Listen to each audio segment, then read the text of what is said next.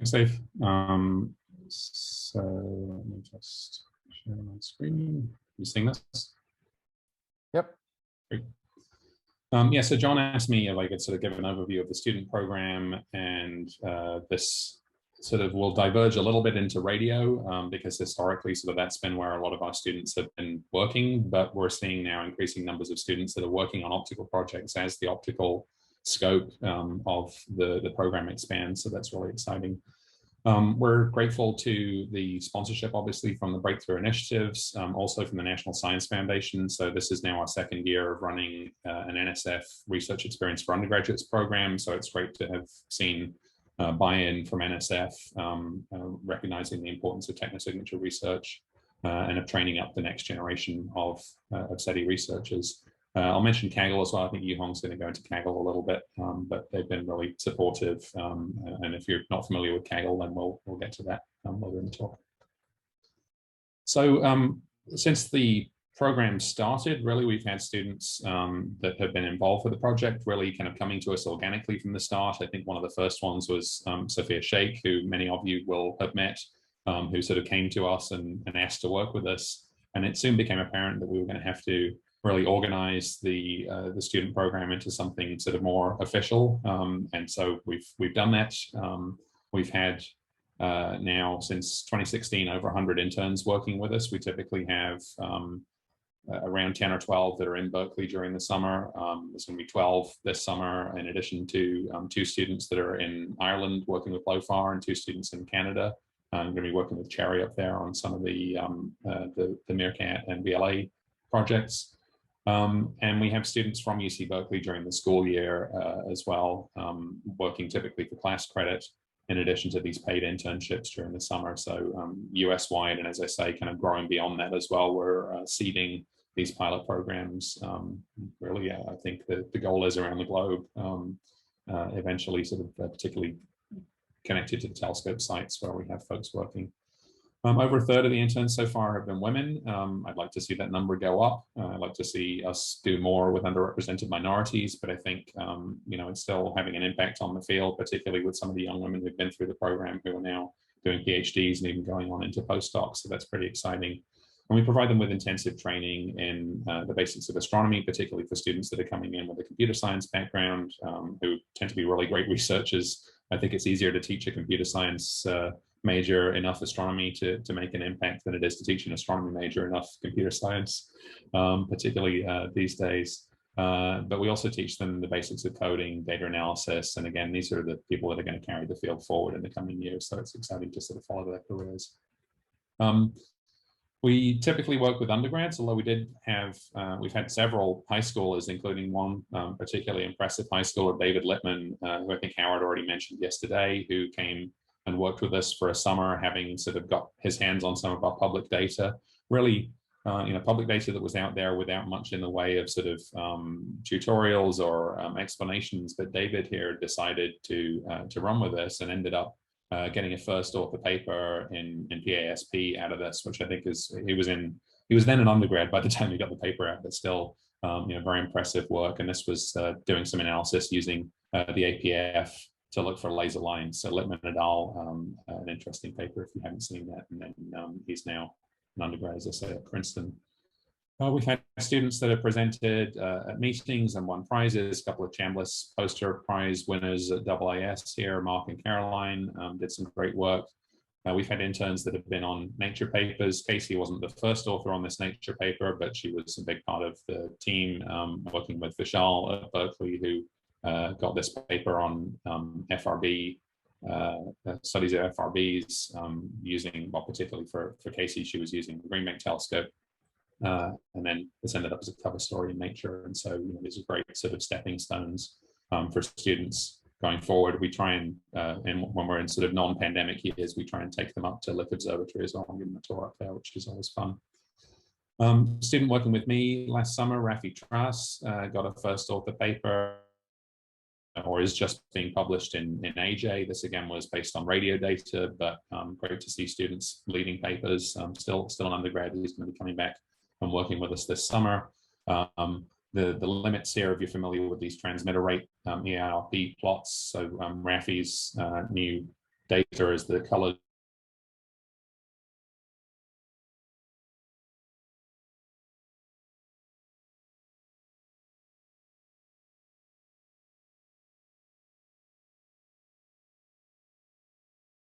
bandwidths and putting some good limits on the presence of. So students making an impact, pushing the field forward. Karen Perez was an undergrad with us, now a PhD student at Columbia, still collaborating with us, has been leading papers, is a co-author, first co-author with Vishal on this paper, again, mostly Green Bank and Park, studying the Galactic Center, that is now just going forward for publication out in the archive. Karen was also just awarded the SETI Forward Awards, so I know some of you on this call were at the SETI Forward event, the Drake Awards event. A couple of you on this call were also awardees, but it's great to see the younger generation again. So Karen and another one of our interns, Ellie White, get this recognition from their peers about the great work that they're doing. Brian Bezicki, another former intern, now a PhD student at UC Berkeley, doing some interesting stuff with synthetic signal injection into our radio data. Part of what Brian's interested in is studying propagation effects of narrowband signals through the interstellar medium, but the tools that he's developed also really played a role in the candle competition that Yuhong's going to talk about. So actually being able to inject signals into data that we can then test the pipeline end to end. I mentioned Sophia already, PhD student at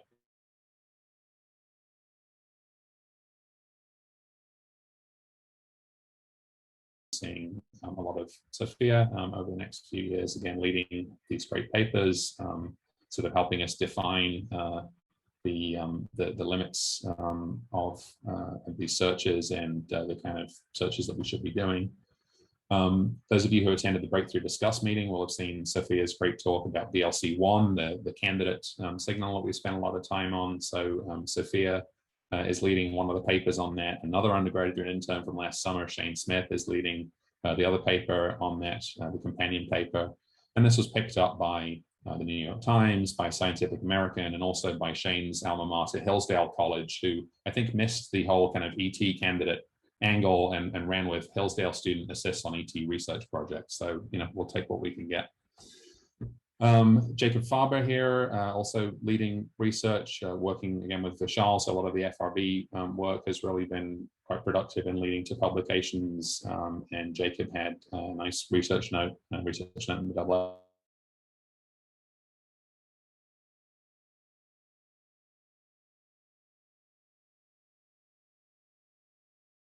Former undergraduate intern, Gavin Grood, current undergraduate intern, really have built our open data archive. And so if you've used this archive to download data from Green Bank or Parks or APF, then you're using software that they're helping develop. And so this is real great for the project, but also great for them building up these skills. Folks are going on to careers in industry as well, Google, Amazon, various other places. We're sort of training these students up with the skills that they need, obviously, to compete in the tech industry, but also going on, I've mentioned sort of some of these folks that have gone on to PhDs. This is just a handful of them. And so some of them, even if they don't go into SETI research, we hope are going to be sort of favorably disposed to SETI research going forward, particularly when they're serving on review panels and serving on for funding agencies. So it's great to have this sort of positive opinion of SETI that's sort of being inculcated in these folks. We had a high school teacher working with us last summer. We got another one coming in this summer. Ilan did some work to search for Voyager 1 in GBT data, and then put some tutorials together that have then been used in turn for workshops in Africa, in Ghana, with the DARA project, but also by interns and others who are getting used to working with the data on a project. So this is really nice work that's coming out from these collaborations as well. Several students coming in this summer working on optical related projects. So there's 12 interns, as I mentioned, coming in for 10 weeks, including 3 former interns that are going to still be working full time, and a few other folks collaborating with us part time. I've just listed here some of the projects that sort of overlap with optical SETI, including some folks, again, who are at this workshop who are helping us out with mentoring these students. So we're really grateful that the broader collaboration is also helping out with defining these projects and helping the students with their research as well. Just to briefly sort of give an introduction to machine learning, we're really excited about the capabilities of machine learning that will enable us to identify features in images more effectively than some of the classical algorithms. We've had some promising initial papers out on this. We've had some great ongoing collaborations. You've heard about some of these in this meeting as well.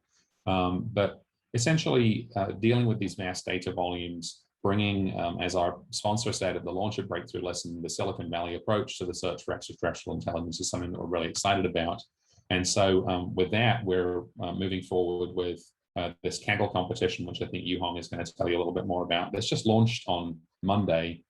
And last time I checked, less than 36 hours later, there were already over 140 teams that had entered on the leaderboard, and some of them are getting scores of 97% on the data set. So maybe we didn't make it hard enough, but I think there's some smart people out there that really want to engage with this project. So I'm going to stop and hand over to another one of our really superb interns, Yuhong, who worked with us. He's still an undergrad. You wouldn't guess that from the sort of technical level and professionalism of the presentations that he gives, but he's worked with us now for a couple of years and has really been helping us drive these projects forward. So I'll stop sharing and hand over to you. Thanks. Thanks, Steve. I think I'll dive straight into the ML side of things. First thing I'll summarize is some of our previous work.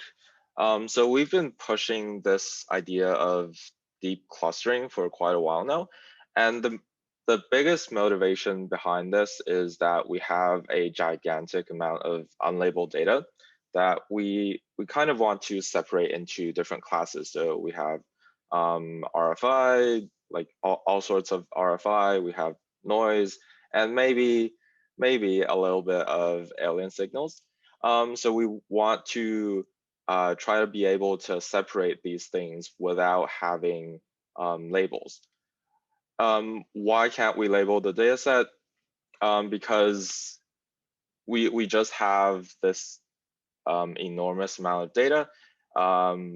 We don't know how many classes there are because just for the example of RFI, we have no idea how many types of RFI there could be. There might be subclasses. So there's a lot of variation within the data set, and we can't guarantee that even if we label a small data set, we can't guarantee that we will have a good representation of the entire distribution. So deep clustering gives us a unsupervised method that doesn't require any labels, and it gives us the ability to kind of tell these samples apart without having any human intervention. So on the right here is one of the autoencoder models that we're working on. So the autoencoder basically works by taking in the input image, which is denoted by X here. It passes through a couple layers of neural networks and gets kind of compressed into a one-dimensional vector, which is denoted by Z here. And then the second half of the model, which is the decoder, tries to reconstruct the original input from this compressed vector Z. So the idea behind this is that if we build a model that can compress and then reconstructs the original image, then we know that we have an encoder which is able to encode all of the information, or at least most of the information inside the input, into a one-dimensional vector. into a one-dimensional vector. And we know that we can use these vectors to apply clustering and a bunch of different unsupervised methods. So this is some of the progress that we've been able to get. Last summer, we've had a couple interns working on ML. One of the interns, Fatima, who's at Cambridge right now, developed this self-organizing map model that's kind of another layer of dimensionality reduction on top of the autoencoder.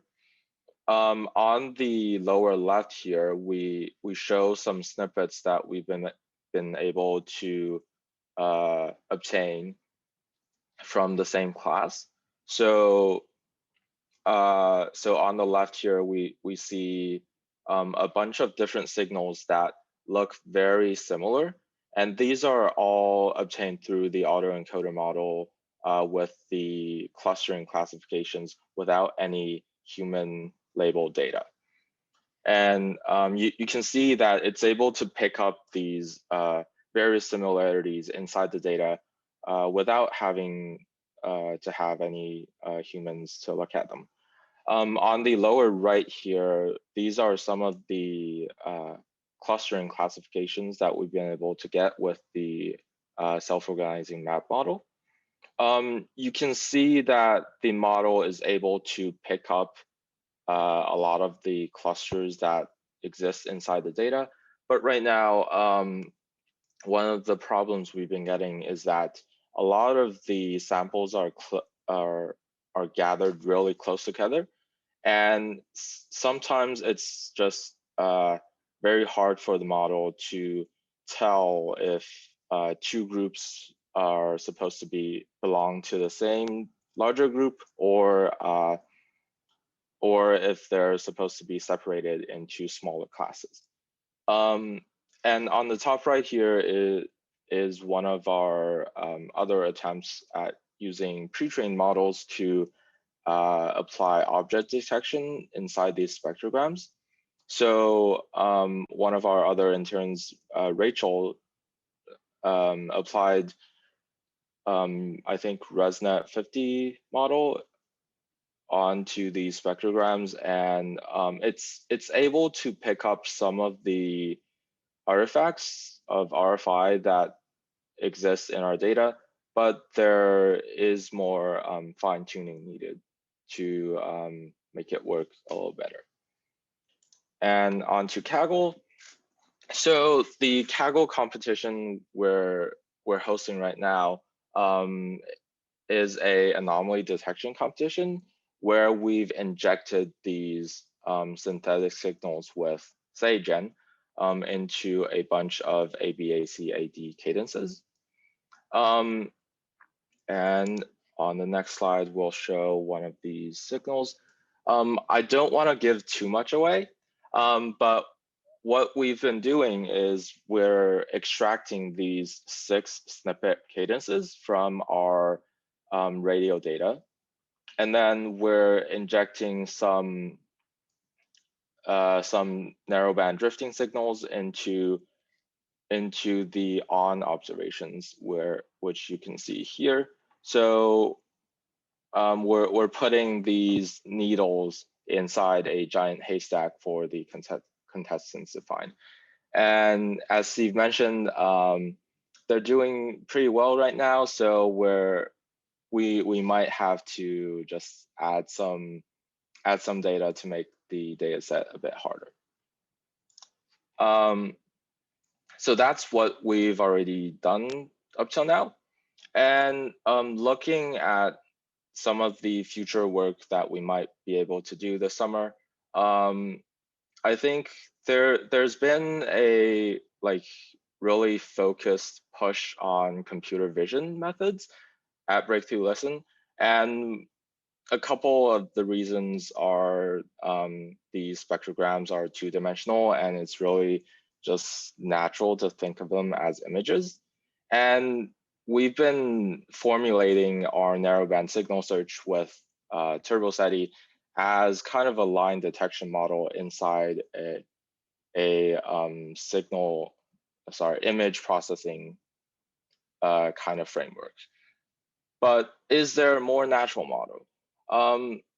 So we are able to make the observation that the two axes inside the spectrograms aren't made equal. One of them is time, and the other one is frequency.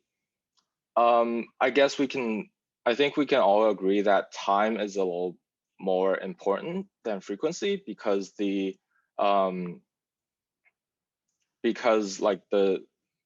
just a little more significance between samples from adjacent time steps compared to samples from adjacent frequency channels.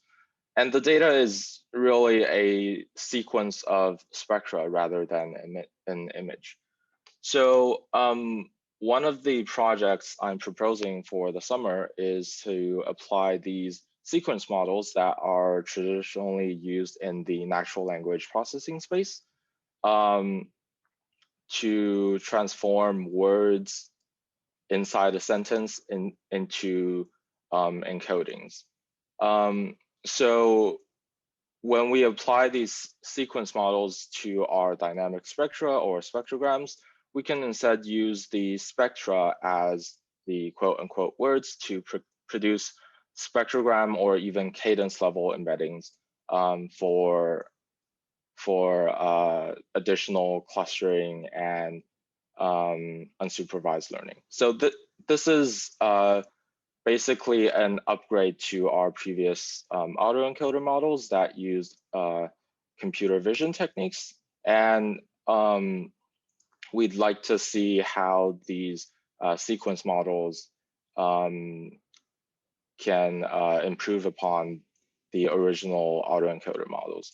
And for the summer, one of the things we're going to try to do is to apply these transformer models onto our Kaggle dataset and see if they can outperform these computer vision techniques.